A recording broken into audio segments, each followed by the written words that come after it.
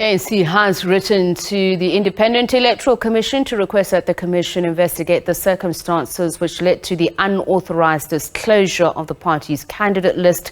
In a statement written by the ANC's Secretary General Fikile Mbalula, the party views the unauthorized disclosure of personal information in contravention of the Protection of Personal Information Act. He further expressed shock at finding copies of the party's national to national and Gauteng regional lists on social media. The deadline for political parties to submit their lists, deposits and signatures was Friday, the 8th of March. According to the IEC's timetable, provisional lists of candidates will be published for inspection on the 26th and 27th of March. Meanwhile, the IEC has authorized an internal inquiry to establish the unauthorized disclosure of the ANC and Umkhonto weSizwe parties' candidate list. Preliminary indications reveal that 115 parties have made submissions to contest seats in the National Assembly. All political parties represented in Parliament have made submissions to contest seats in the National Assembly and at least one region, whilst 101 parties that are contesting in the elections but do not have seats in Parliament also made submissions. 16 submissions have been received from independent candidate lists. In terms of provinces, 93 unrepresented parties have made submissions. Additionally, 11 independent candidates and the 14 parties currently represented. ANC President Cyril Ramaphosa says he is confident about the IEC's work despite the leaked ANC preliminary or parliamentary list. The governing party's officials yesterday received a call from the IEC after the ANC's list was leaked. Ramaphosa says the list was definitely leaked within the IEC after the party met the 5 p.m. deadline. Somebody at the IEC leaked the list before the IEC could examine it and before they could invoke their own processes to have the list publicly available. The ANC has squarely put the blame on its leaked parliamentary list to the Independent Electoral Commission. ANC President Cyril Ramaphosa has however called for calm despite the party's parliamentary list being leaked. We have been in discussion with them and they have informed us that it was just a glitch. It is not representative of the IEC system. We continue to have confidence in the IEC's ability to deal with all matters that have to do with elections, including the list, and to do them properly in accordance with their own rules and in accordance with the law. So they've given us an explanation. We are satisfied with it, and the list having been released in the illegal way that it has been is a matter that the IEC is dealing with. They will, in their own processes, find out exactly who did it, how did it happen, and why did it happen. Ramaphosa also says those who are found wanting by the party's Integrity Commission will be removed from the party's parliamentary list. We're not going to shy away from having to deal with any of the names that have been put forward. And the National Executive Committee, in a very long discussion, finally arrived at saying these names are going to continue being processed. Of course, we had to comply with the timetable. And as we process these names, there's nothing wrong with the ANC saying this particular name or whatever needs to be withdrawn if it is found by the National Executive Committee that it is a name that should not go through. So that is the process that the Secretary General and the Chairperson of the Electoral Committee will also outline on Monday. The party's NEC tasked the Elections Committee and the Integrity Commission to fast-track their work on all party leaders flagged in wrongdoing to be removed before the swearing-in of members of Parliament. Samkele Masego, SABC News, Davidton, Ekurhuleni. And we're joined now by political analyst Dr. Ebrahim Harvey to look at the discussions around the leaked paper. A very good evening to you, and thank you so much for speaking to us. The leaked list, rather. So we believe that the ANC top 7 had actually flagged senior members who should be removed from the party's national list as a result of having adverse findings against them in the Zondo state capture report. But then there was the issue of other lists that remain because they had been through the Integrity Commission process. But ultimately, what the public is looking for, what is your belief? Because the whole issue around corruption and having people on those parliamentary lists is what has been the source of contention for a lot of pundits or onlookers. Good evening, and good evening to the viewers. No, it's a very undesirable situation, I must tell you. If truth be told, you know, it's not the kind of situation and environment that inspires confidence. And it's very unfortunate that, I mean, this is coinciding with the 30th anniversary, you know, of the 1994 watershed elections. So it's very, very unfortunate that this is happening to the ANC. And really, you know, for me, it just leaves a bitter taste in one's mouth. If you look at this 93, 97 people that the Electoral Commission initially wanted to flag, and a couple of them had gone through the disciplinary committee, you know, but most of them, in fact, still has to go through. I don't know how they're going to complete this process in time. I mean, Ramaphosa is talking about in the spokesman that by Monday they would have finalized it. You can see very clearly it's a last-minute rush, but above and beyond anything that is adversely reflecting on the ANC, I must tell you, there's some pretty senior people who's been fingered by the Zondo Commission inquiry. And you know, what confidence can one have? Remember that these are internal structures of the ANC. The Integrity Commission, the Disciplinary Commission, they're not courts of law. So, you know, and there's lots of politics and bias and a lot of pressure that they're under. And also, you know, to remove people who have considerable support, perhaps. The ANC is worried about a backlash and that certain people would not want to campaign for the ANC, and that will further adversely affect the ANC in the polls. So there's a whole combination of factors at play here. But I must tell you, it's very unfortunate. You know, the ANC has been going through a bad time. Every day something goes wrong. And yeah, you know, 2 months before the elections, we've got this problem. So, Mr. Harvey, I want to talk about that.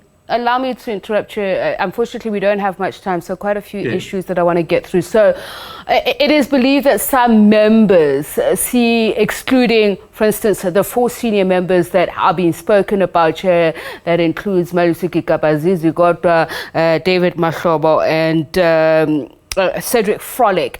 And then there is a list of people who had been flagged, but because no charges have been brought about them. And of course, the whole issue of how do you determine whether these are cadres that are still good enough to make it on the list? Now, I want us to zero in on those issues. We saw the party candidate list meeting take place with Alliance Partners. That was held on Monday. But what was the litmus test? Because the public may have one set of criteria, the pundits themselves another. But as a party, no doubt you are still looking for workhorses, people who are stalwarts, who have organizational skills that'll still get you past the post, the numbers that you need. Yeah, no, you know, it's as I said, you know, it's really sitting between a rock and a hard place about what they're certainly having sleepless nights and very limited time. But, you know, the biggest question in all that you've asked is this question of inspiring confidence or the lack thereof in this list that's been drawn up. Now, you know, partly the problem lies with the ANC step-aside rule and the conflicts that have arisen in terms of the interpretation, because a lot of those people who did not go to the disciplinary committee said no, they didn't see any need to. Why? Because they were not formally charged.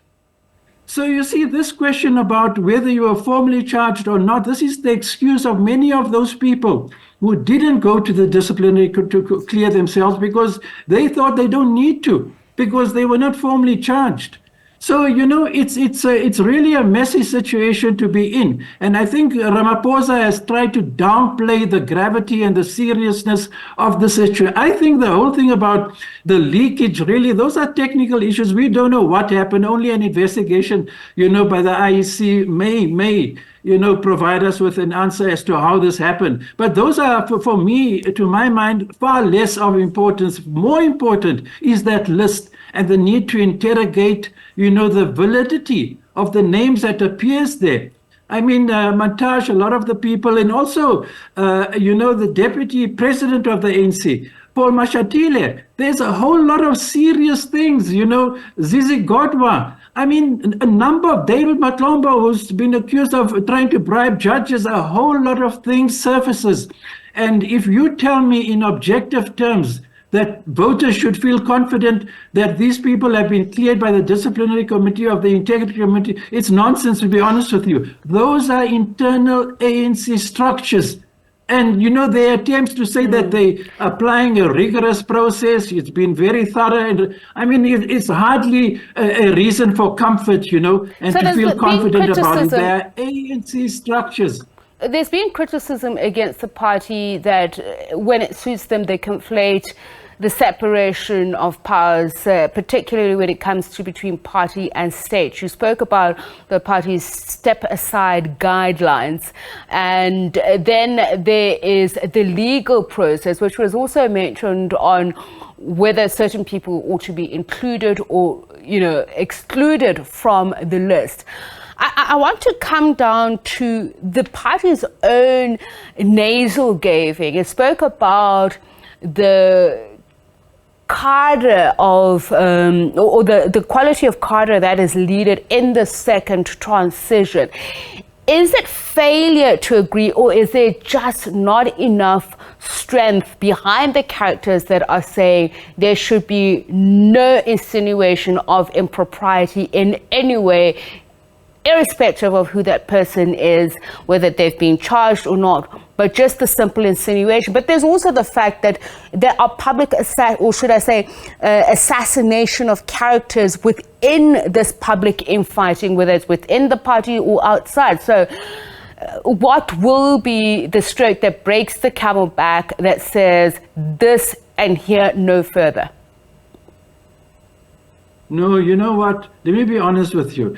It's so messy, the situation, and the allegations and all the attempts to say that their names have been cleared, because they appeared before the disciplinary committee or the integrity committee, is really only this kind of thing, only a independent court of law can assess these issues properly and in objective terms. The ANC's attempt to say that, they followed a very rigorous process internally, the disciplinary committee, and it does not inspire confidence at all, as far as I'm concerned. And in fact, some of those people who's been passed by the disciplinary committee, it raises a lot of flags, honestly, and I don't want to go into Ramaphosa himself, because though it has been mentioned, it's not just him, but importantly, you can see what happened. He's supposed to be number one on that list, and what the independent parliamentary panel found about the Pala scandal. So it is not excluded from big question marks, about the validity of the people, and you can see how they squashed this thing. They crushed it, the debate in Parliament. They prevented it from happening. So it's not only Paul Mashatile and all the others. If one has to be honest in an objective terms, it includes Ramaphosa and the Pala scandal, and the fact that the ANC used their numbers to crush any debate or discussion in Parliament. Now, that is not, you can't go for Paul Mashatile and others and then say, when it comes to Pala, it's clear. And the disciplinary committee cleared Ramaphosa. He appeared before it, and the Integrity Commission, he was cleared. Obviously, they will clear. He's the president of the organization. So that's why I say, It inspires little confidence, really, and this is just last minute, attempts because they have to complete this process of the finalization, of these people. And so a lot of things, a lot of truths are going to be squashed, a lot of things that should be coming out clearly. And where you question and interrogate that list and all these people who is included, including Paul Mashatile, the DA's got a very strong case, I'm telling you. I've had a close look at it. There are big red flags about Paul Mashatile. I mean, besides Pala. So really, it's a very messy situation, And serious concern. Okay, only Doctor, a court of law. Dr. Harvey, I'm so sorry, but we have run out of time. Dr. Ebrahim Harvey, political analyst, just speaking to us about the discussion of the leaked ANC list from the IEC. Of course, the ANC President saying that he is confident of the work of the IEC, even though the Commission has launched its own internal investigation.